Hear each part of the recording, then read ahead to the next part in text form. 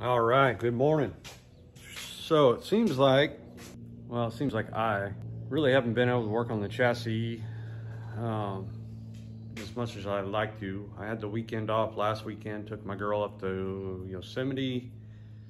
I think the weekend before I was only able to work on it for about 5 hours. So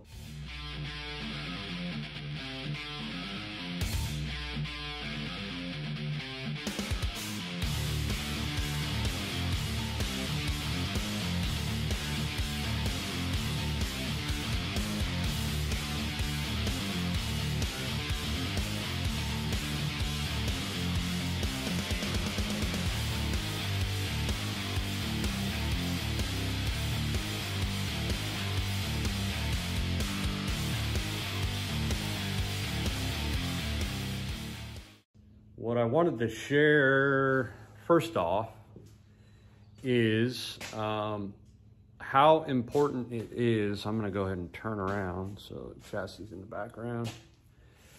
How important it is to get some perspective on your build. One of the things that I learned from my mentor is you need to set up your chassis or your build in a situation where you can stand back, preferably from multiple angles, and just look at it. Because a lot of times when you're working on a chassis, you are right up against it. So when you're right up against it, real close, trying to work on things, you're not going to get the perspective you need to make sure things look the way you intend. So you need to be able to stand back. So I'm going to flip you around here and kind of show you what my setup is. And I'll kind of show you what I'm doing. All right, so I got the chassis table situated to where it's at the long end of my shop. And I've got it set up parallel to the garage door. Because I feel like if there was an angle that I needed to stand back and look, it would be from the side angle, passenger side, driver side. Eventually, when I get the chassis a little bit further along, I'll go ahead and spin it around so I can look at it from, straight view, rear view, and then get the perspective on it at that point. But so this is kind of what I'm doing here. So normally we got the buggy right there, and so I backed the buggy out, come through here to the door. Shop's a mess, please don't pay any attention to that.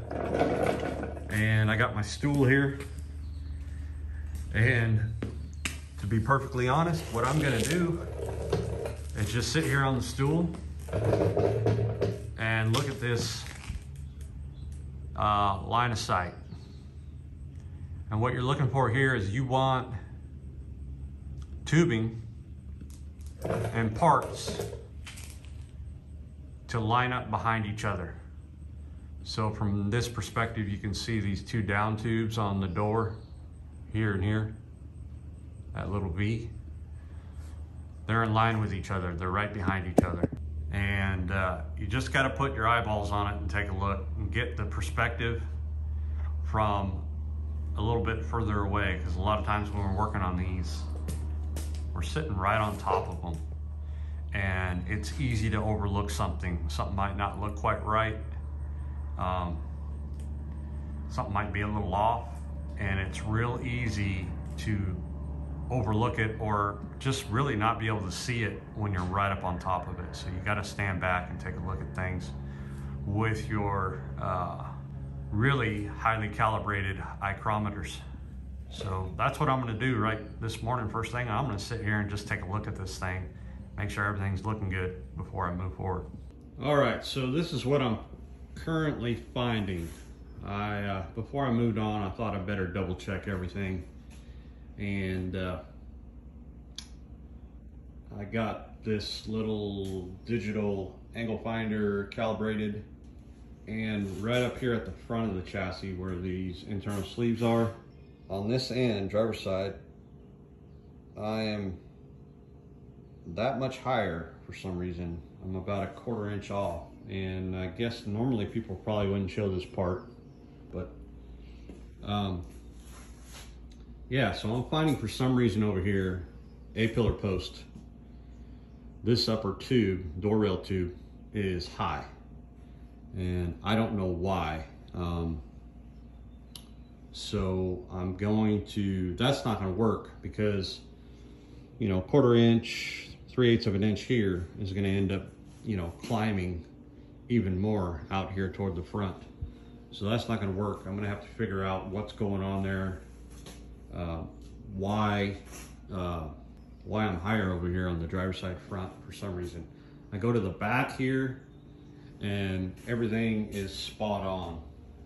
So you can see here's the front and the bubble's a little bit over there. Yeah, it's touching that line and I don't like that, which equates to, according to this, 0.3 high. So go to the back. Go to the back here, I'm right on the money. So something's going on over there in that front corner. It's climbing for some reason, and I gotta figure out why. So there it is, it's the rocker rail. 0.3 high, driver's side. I think that's where my height discrepancy is coming from. So I've got to figure out why this thing is climbing or tweaking upward. I might need to put my fixtures back in and pull this back down. All right, so here we are. I put fixture bar across here. I've got it clamped at the frame rail, both sides, clamped there. This clamp pulled this down a little bit, and now I'm at 0.2 here, where I was at 0.3. You can still see bubbles a little high, don't like it. So what I'm gonna do is, I've only got these tacked in. That's tacked, that's tacked. This tube, cross tube's going across there, tacked right there. My outrigger tubes, there, they're just tacked in. These are just in here. They're not tacked at all.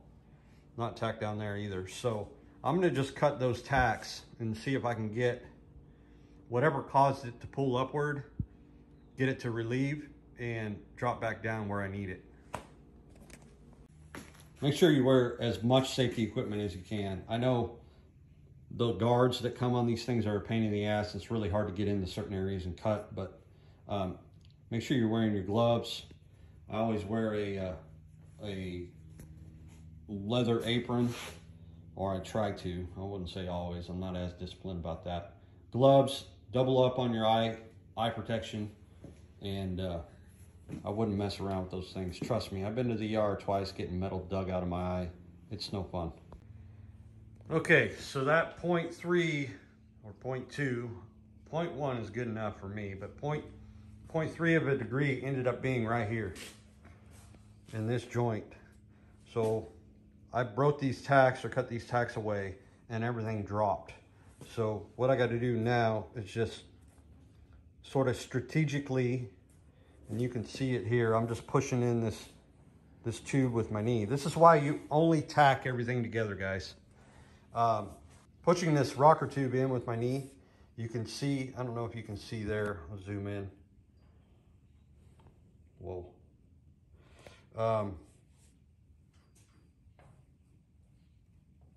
It's pulling against this outrigger tube.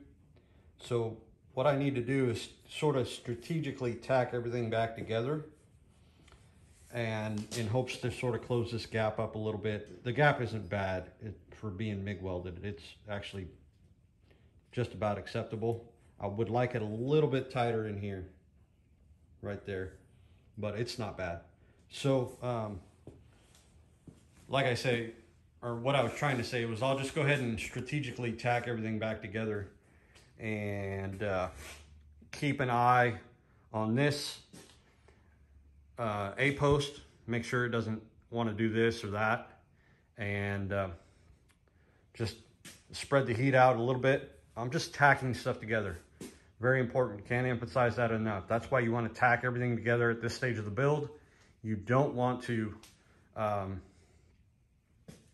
finish weld anything until the chassis is 99% complete with all of the basic structure. So look at that. You jump back to 0. So I think we found our issue. I double checked everything, double checked the table for level, double checked the subframe, double checked the outriggers, frame rails, double checked this cross tube, which I'm going to call my firewall tube, and double check this for plumb. So now we just have to sort of strategically tack everything back together, and we should be good to move on. All right, so I went ahead and tacked everything back together after I got those issues figured out, and here I'm clamping in the B-pillar, and this first tube here, A-pillar slash door or roof bar, I overbent it, so I ended up having to cut 2 more tubes, or 1 more tube, and went ahead and got these A-pillar roof bar tubes bent up. And you can see here, this is a JD squared model 32 bender, and I got it situated vertically. I just find this is a lot easier with a digital angle finder to repeat bends, and it's the air over hydraulic. I've got the pedal there on my right foot, and I'm running that air over hydraulic cylinder. It works really well. I really like this bender. So now that I got these done, I lay them here on the floor and make sure they're identical. Line them up, and I'm getting ready to go over here to the tubing notcher. I'm going to notch that front part of the A-pillar where the A-pillar meets the door bar there. So ended up doing this obviously twice, left and right, and now I've got it laid in there, mocked up, and I'm going to go ahead and prep all my notches here and make sure I've got everything lined out the way I wanted it with the drawing. It's kind of funny here. I don't really know how much detail to add, or how much you guys want to hear. So here I'm just prepping those notches. Oh, B-pillar on the opposite side, I had to do some modifications to it. I got these tubes cut originally. I had a mirrored part over there on that driver's side. Well, it's not a mirrored part because it's notched on 2 different planes. So I had to go ahead and make another one, which was no big deal. Just took a little bit more time. And so we got them laid in here, and now you can kind of see this starting to turn into a car. All right, this is where we're at. A couple hours later, got these A-pillar slash roof bars done. They're bent, they're notched. I've got these cross braces in here temporarily because this is pretty sketch. This is actually really sketch because I just have everything sort of clamped on. And I think this is a really good time to go ahead and stop and build a fixture. Instead of fighting this thing to get it straight, you can see that this angle here is different than the angle in the back. That needs to come up, or come out, I mean. And this one's pretty good. It's pretty much right on the money. I am level in the back. In the front, I'm low on this side because this is in too far. Yeah, I think now is a good time to go ahead and stop and build a fixture. I'm gonna get something in here that bolts down to the chassis table, kind of goes up and comes side to side so that it'll support these tubes where I want them at the angle I want them. And hopefully that'll make things a heck of a lot easier. So In the past, what I would do is tack here, tack there, make sure my angle was correct, tack there, make sure the angle was correct, and then build my cross piece in here and then go ahead and fill in the X. But this time I've already got this rear cross tube cut and coped, and that's going to sort of give me a basis. This is the rear cross tube. It's going to go right there, and that's going to give me sort of a basis on these angles and where I need to be. It should make it quite a bit easier, but I am going to go ahead and build some sort of a fixture support that goes down and bolts to the table and cross right to left, front to back, and in hopes to get it to where it sort of supports things a little bit easier, and I can make minor adjustments to my angles with clamps and everything because it's already supported.